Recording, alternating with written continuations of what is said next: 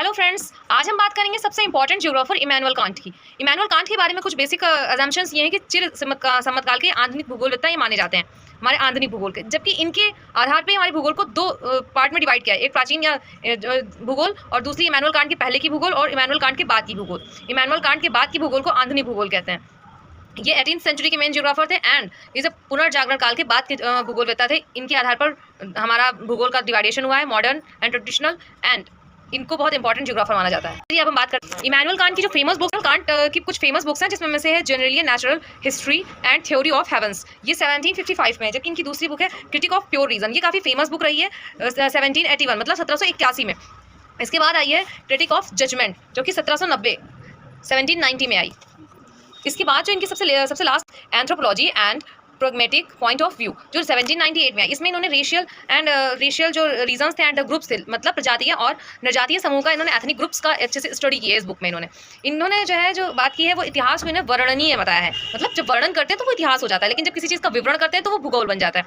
इन्होंने इतिहास को क्रोनोलॉजी मतलब कालानुक्रम के आधारित बताया है, जबकि भूगोल को कोरोलॉजिकल साइंस बताया है, मतलब क्षेत्र वर्णनीय बताया है। इन्होंने कोरोग्राफिक शब्द का सबसे पहले प्रयोग किया है। कोरोग्राफिक शब्द का प्रयोग सबसे पहले इमैनुअल कांट ने किया अपनी।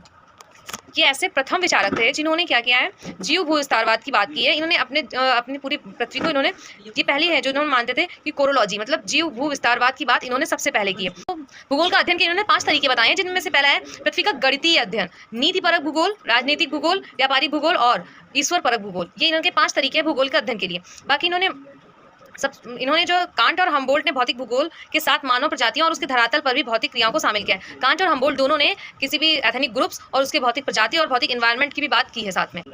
कांट की जो भौतिक भूगोल की प्रकृति है वो मानव केंद्रित बताई जाती है। मतलब इन्होंने जो फिजिकल एनवायरनमेंट की बात की है उसमें से सेंटर में ह्यूमन को ही रखा है। ये बात रीटर ने अपने में एक्सेप्ट किया है।